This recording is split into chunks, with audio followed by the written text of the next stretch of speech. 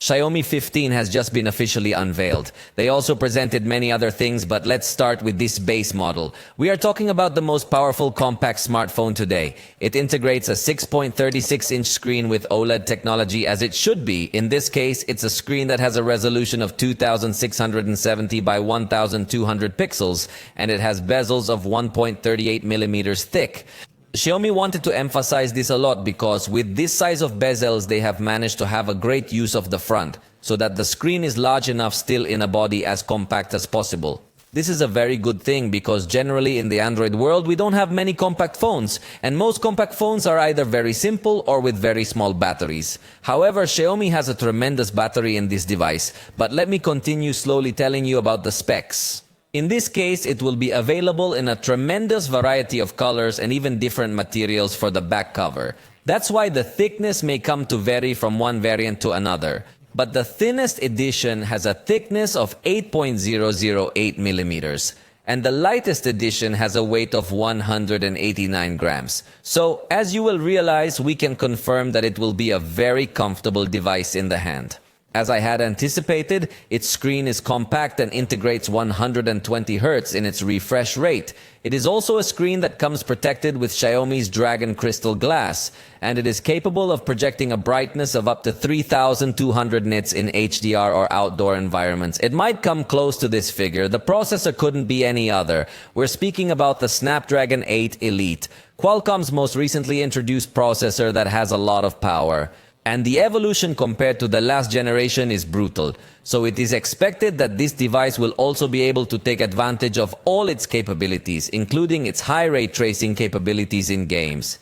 In the photographic section, it is interesting, although not as advanced or as premium as we would have liked. We are going to find 3 cameras on the back. All 3 cameras have 50 megapixel sensors, in this case with Sumilux lenses from Leica. You already know that Xiaomi is working very hand in hand with Leica, and recent generations have indeed seen this work embodied in reality. The ultra-wide lens is 14mm with f2.2 aperture, but in this case it has fixed focus, unlike other high-end devices that have autofocus on the ultra-wide lens in order to have macro photography. However, Xiaomi has decided to integrate macro capabilities into the telephoto camera, which is 60mm. So your approximate zoom would be 2.5x or so, as you realize it's not that long a zoom in its range. But we are going to find in it also the 50 megapixel sensor. In this case, it has an f2.0 aperture and is capable of focusing at a distance of 10 centimeters.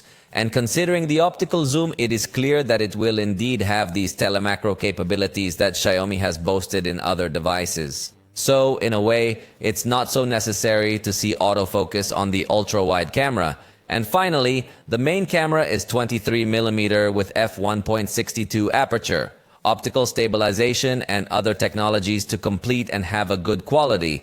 It is capable of recording in 8K up to 30 frames per second or in 4K at 60 frames per second.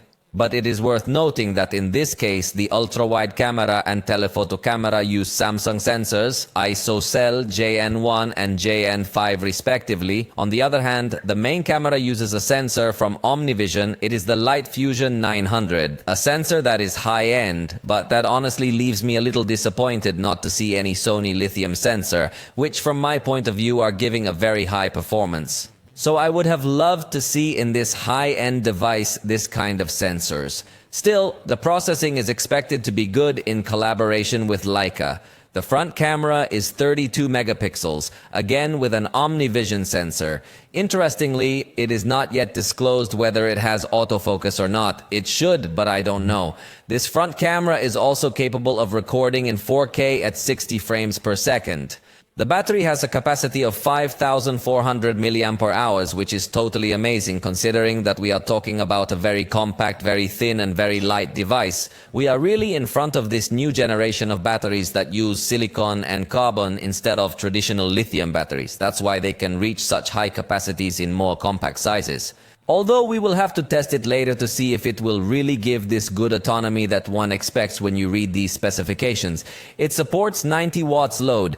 We will have to wait for the global distribution to know if the charger will be included in the box or not. Possibly not. It also supports 50 watts of wireless charging, and it also has 30 watts magnetic charging. With respect to security, It incorporates an in-display fingerprint reader, but in this case, it's ultrasonic, so it's not going to emit this intense light that we see in optical readers, and it will also be able to recognize your fingerprints even when your finger is wet. I had forgotten to mention to you that it also has the IP68 level of resistance against water and dust. And we're also going to find infrared, so you can use this device as a universal remote control. In connectivity, it brings it all. It supports Wi-Fi 7, 5G, Bluetooth 5.4, all possible audio codes. And the simplest configuration has 12 gigabytes of RAM with 256 gigabytes of storage. But the top-of-the-line version goes up to 16 gigabytes of RAM with 1 terabyte of storage. In this case, we are talking about LPDDR5X RAM and UFS 4.0 storage. So it's expected to have the maximum speed. As you know, these devices have been announced in China, so the launch price of the most basic unit is 4,499 yuan.